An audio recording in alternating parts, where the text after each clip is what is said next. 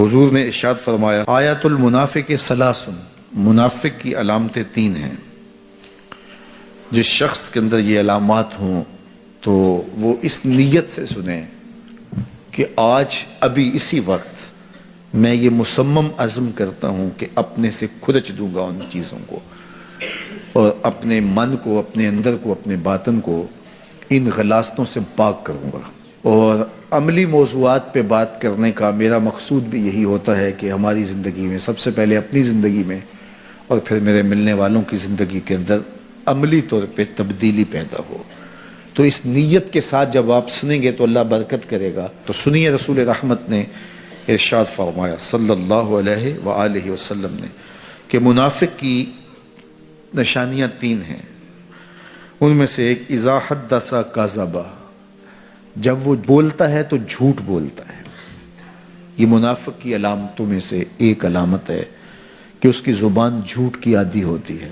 زندگی میں جھوٹ سے اپنے آپ کو بچائیں، یہ زہر قاتل ہے، اندر اجاڑ دیتا ہے، آپ کا معاشرے سے اعتبار ختم کر دیتا ہے اور آپ کی رسوائی کا سبب ہے۔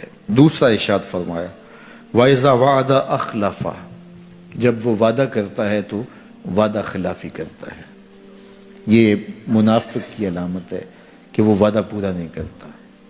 میرے حضور کسی سے وعدہ کرتے ہیں کہ تیرے آنے تک یہاں کھڑا ہوں، اور وہ جا کے بھول جاتا ہے۔ میرے حضور 3 دن کھڑے رہتے ہیں، 3 دن کے بعد اچانک وہاں سے گزرا، دیکھا تو حضور کھڑے ہیں۔ بڑی شرمندگی ہوئی، ڈرتا ہوا آگے بڑھا، صرف اتنا کہا یار تو نے مشقت میں ڈال دیا۔ 3 دن تک میرے حضور کھڑے، اور میں کہتا ہوں وہ تو 3 دن بعد واپس آ گیا۔ وہ نہ آتا 3 سال بھی کھڑا رہنا ہوتا، میرے حضور کھڑے رہتے کہ میں نے اس سے وعدہ کیا ہوا ہے۔ اور میں اور آپ دیکھیں کہ ہم کہاں کھڑے ہیں۔ ہم کسی سے وعدہ کریں، ہم خود وعدہ کرتے ہیں تمہیں 6 ماہ کے بعد پیسے دیں گے، وہ بیچارہ 6 ماہ کے بعد بھی جو ہے وہ 1 ماہ اور اوپر گزار لیتا ہے کہ چلو کوئی بات نہیں ہے، اور ہم اس کی موت کی دعا کر رہے ہیں یا اللہ فوت ہی ہو جائے تو اچھی بات ہے۔ تو پھر ہم کہیں کہ اللہ کی رحمتیں ہمیں نصیب ہوں، یار وعدہ کیا ہے، اپنا تن بھی بیچ کے دینا پڑے تو دیں گے۔ جو وعدہ کیا ہے جہاں کھڑے ہوئے ہیں وہاں کھڑے رہیں گے، چاہے اس کی کتنی بھی اذیت ہمیں کیوں نہ سہنی پڑے۔ جب وعدہ کیا ہے تو پھر اس کو پورا کرو۔ تیسری بات میرے حضور نے ارشاد فرمائی وَإِذَا اؤْتُمِنَ خَانَ، جب اس کے پاس امانت رکھی جائے تو خیانت کرے۔ اس کے پاس پیسے رکھے جائیں، دولت رکھی جائے، کوئی زمین اس کے نام کوئی کر دے کسی وجہ سے، کوئی اور اس کے پاس امانت رکھ دے تو وہ اس میں خیانت نہ کرے، بلکہ آپ کے پاس کوئی بات امانت رکھی جائے تو اس کو بھی جو ہے وہ لوگوں تک نشر نہ کرے۔ تمہارے کان میں اگر کوئی بات کرے تو وہ امانت ہے، جب وہ بات کر رہا ہو تو دائیں بائیں دیکھ رہا ہو، تو پھر اس کا مطلب یہ ہے کہ وہ یہ چاہ رہا ہے کہ یہ بات کوئی اور نہ سنے، تو پھر صاحب امانت کو چاہیے کہ کوئی اور نہ سنے۔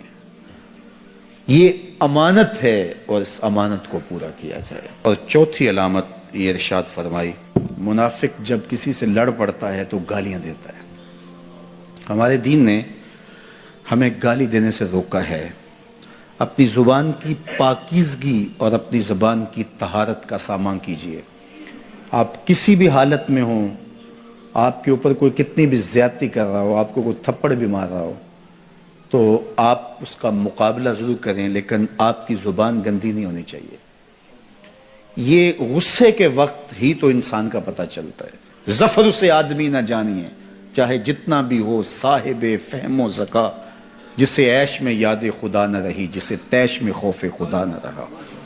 عیش کی زندگی ہو یا تیش کی زندگی، خوشی کا مرحلہ ہو یا مرحلہ غم ہو، آپ دیکھو نارمل زندگی کے اندر تو آپ معتدل ہوں گے ہی ہوں گے، لیکن جب آپ کا بیلنس خراب ہوتا ہے خوشیوں کے وفور کی وجہ سے، اس وقت پتہ چلے گا۔ یہ ہے انسان کا امتحان، یہ ہے انسان کی آزمائش۔ منافق کی علامت بتائی گئی وَإِذَا خَاصَمَ فَجَرَ، جب وہ کسی سے لڑائی کرتا ہے تو پھر گالیاں بکنا شروع کر دیتا ہے۔ یہ منافقوں کی علامات میں سے ایک علامت ہے، جب وہ لڑتا ہے تو گالیاں بکتا ہے، جھوٹ بولتا ہے، امانت میں خیانت کرتا ہے، اور عہد کرے تو اس کی پاسبانی نہیں کرتا۔ اللہ ہمیں عہد کی پاسبانی کی توفیق دے۔